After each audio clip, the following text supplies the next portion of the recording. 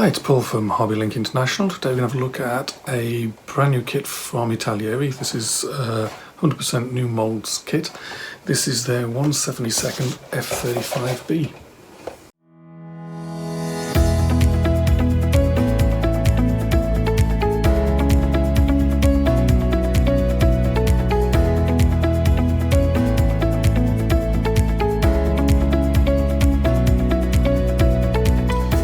Okay, so let's have a look, see what's inside the box. So this is an F-35, the B version, Lightning II, Italeri, 1/72, kit number 1425, 100% new molds, so everything in here should be brand new molds.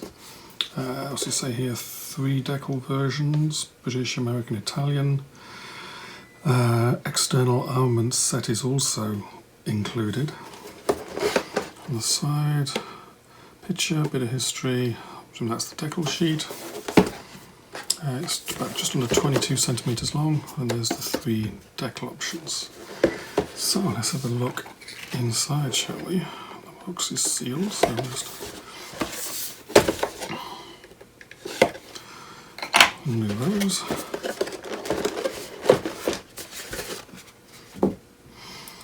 This thing. There's the decal sheet, mostly light grey. Looks like there's common decals, British decals, Marines, and Italian Navy. Instruction booklet is actually pretty thick. There's really layout of the sprues, they're numbered on there. Basically there's 2 sprues for the aircraft, 1 for the clear parts, 1 for the weapons. Colours, Federal Standard, Italeri colour codes unnamed. And then straight into it, it looks like pretty big diagrams actually, bigger than usual, which is kind of nice. Looks like decals for the instrument panel, at least some of the instrument panel, some looks like it's raised detail. Start with the cockpit, 3-part seat, decal seat belts, and then put that into the top of the fuselage. Drilling holes. Undercarriage bay, looks like the bays have detail inside them. Engine, there's detail in there as well, so maybe there's an option to leave some things open. Interestingly, sort of building in the top half of the fuselage and adding things to that.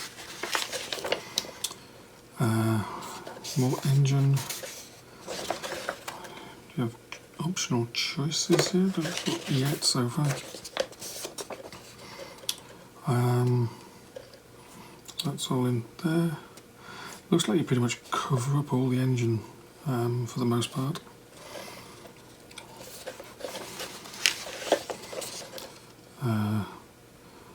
Landing gear, bay doors, and then adding JDAMs and various weapons if you wish to.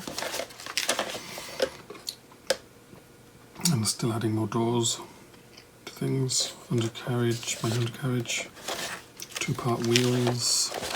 Looks like the wheels are weighted, at least in the images here. And again, adding more and more weapons to it. And some more doors. Finally adding the canopy. Looks like for the most part you get the aircraft built pretty damn quick actually, and then it's mostly adding doors and weapons. And then you looks like you get a trolley as well to put some more weapons on. Nice big colour schemes. Mostly what's it, flat gunship grey.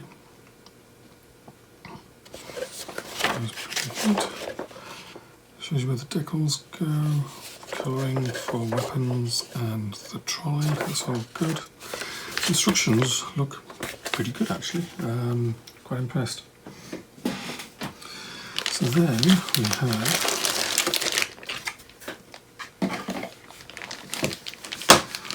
one bag. So let's see, it's yes, them, so I'll just slice an end off.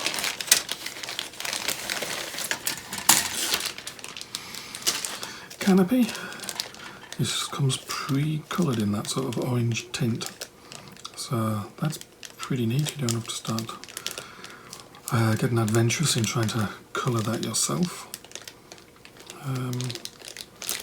Panel line down the middle, I'm assuming that's supposed to be there. It looks like it is. And then 2 sprues, and this one. I'm looking at this very nice detail on here. The engine is got all sorts of raised detail on it, even though it's, I think that's going to be pretty much hidden. But inside, all the door, I think that's a weapons bay, nose bay. Those have got lots of raised detail inside them, so it's pretty damn nice detail in there actually. Don't know quite how they've managed to get that out, because this pipe down here is actually, there's nothing underneath it, it's just attached with a couple of attachment points. That's pretty neat. Lots of recessed detail on the, recessed and raised detail on here, as you'd expect. That's the weapons one, and the trolley as well. Again, nicely detailed. And here's the other big sprue with fan blade detail. The wheels are indeed weighted. It looks like the cockpit there, and some raised detail in there by the looks of it as well. Detail inside the bays, detail inside the doors, undercarriage doors. All in all, looks like a very nice little kit. Lots of detail built into the actual plastic. No flash. Sprue attachment points look nice. All in all, should be pretty neat. I'll take some close-up photos of all this, and there'll be a link underneath the video to the website so you can have a look at them all for yourself. I'll scan the instructions as well, they'll be on the website. Yeah, and we'll go through some of the pages of the website having a close-up look at some of these parts. The F-35 Lightning II is a family of single-seat, single-engine, all-weather, stealth, multi-role combat aircraft designed for both air superiority and strike missions. Mostly built by Lockheed Martin, but there are also lots of subcontractors as well, such as Northrop Grumman, Pratt & Whitney, British Aerospace. There's 3 main variants: F-35A, which is a conventional takeoff and landing, short takeoff and landing F-35B, which we're going to look at here, and the carrier-based F-35C. There have been a few F-35Bs released in 1/72nd. The manufacturers are Academy, Fujimi, Hasegawa, and now Italeri. Any other F-35Bs are simply reboxings of one of those 4 manufacturers. So inside the top opening box we have one bag containing 3 big sprues and a smaller clear part sprue. You have 156 plastic parts, plus there's another couple of parts not used. 3, I say clear plastic parts, but they've got an orange tint to them. A decal sheet for 3 options, and a colour 19-page paper instruction sheet. Okay, so I'm going to go through some of the steps of the instructions, not all of them, and show you the close-up photos of the relevant parts. Starting in step 1 in the cockpit, as nearly always, the seat is made of 4 plastic parts, and the seat belts are supplied as 3 decals. The cockpit itself seems pretty straightforward to make. There is raised detail in the cockpit tub, and in the instrument panel you have to add, but you also get a decal sheet for one part of the instrument panel, and those fit into the top part of the fuselage. The fuselage is split top and bottom, and you have to drill a couple of holes in the top fuselage as well.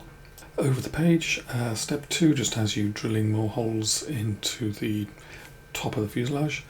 Down to step 3, and we're adding the main undercarriage bays and the main undercarriage legs. Undercarriage bays have some nice detail moulded inside them, and the undercarriage legs are pretty good too. Step 4 has you put together basically the engine and the intake. The main body of the engine I don't think you're going to be able to see, so quite whether you want to fit it in or not. You might be able to see the intake, and the parts there seem quite nicely detailed, and they've got intake trunking as well that should fit together, but again I'm really not sure if you'll be able to see any join lines in there. Definitely not easily. But overall, you've got stuff there. If you want to find a way to display the engine, you have that option. Step 5, you are given a couple of engine exhaust alternatives, one with the exhaust pointing straight down as if the aircraft's hovering, and another one pointing straight back as if it's parked or in flight. And in step 6, you simply put the top fuselage half and mate it with the bottom fuselage half, which has the engine in it. Step 7 has you adding flying controls to the wings and also adding the twin tails. Quite whether the flying controls are movable or not, I'm not sure. We'll see that when it gets built. Step 8 has you build the nose undercarriage leg and install it. There's some detail inside the undercarriage bay. Also put on the undercarriage doors, and also there's a couple of doors behind those that cover up an air intake. Step 9 is basically the weapons bays. There's a lot of detail inside these weapons bays, and I'm quite impressed with the amount of detail they've got in there. It'd be a shame to hide them all. But in this step you have a couple of looks like bombs to put inside there and a couple of small doors. And basically from here onwards you're adding lots of missiles to bay doors and working on things that go around these weapons bays. Okay, we'll jump to step 18. That's almost when you get to the finish of working on things around those weapons bays. And step 18, we're adding external stores under the wings. Of course that's an option. And down on step 19 we're adding the doors that go above the engine intake and a couple of other places as well. Step 20 has you fitting the canopy. You have a choice of open or closed, and it comes with a nice orange tint. You'll have to do some research just to check out if the orange tint is perfect, but it certainly looks good. Step 21, adding a couple of small parts. Step 22, building a bomb trolley. This is optional, of course. And then over to step 23, if you didn't fit these, the bombs used or weapons used in steps 23 and 24 inside the weapons bay, then you can fit them on the supplied bomb trolley. So that completes the build. Paints are called out in the instructions where needed.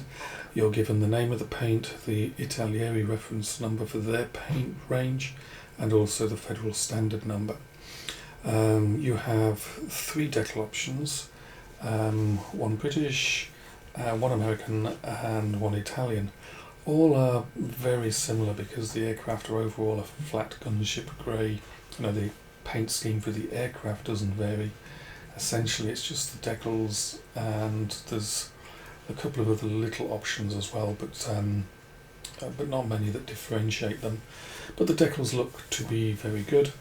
Minimal backing film, I can't see any.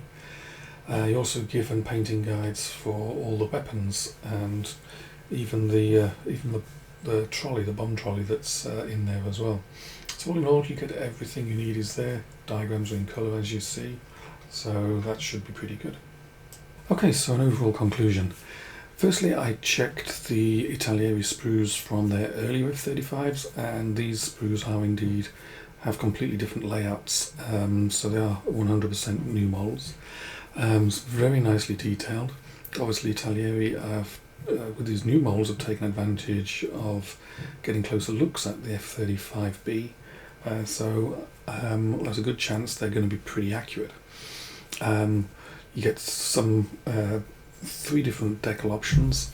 Parts fit looks good. The instructions are printed on nice big paper, so that's a plus as well. You get the optional sprue of weapons, which you can use, or maybe you'll skip them. But all in all, it looks to be a very nice little kit. I'm hoping to add it to my list of kits to build after the one I'm currently doing. So all in all, pretty good. Many thanks to Italeri for sending it along for us to have a look at.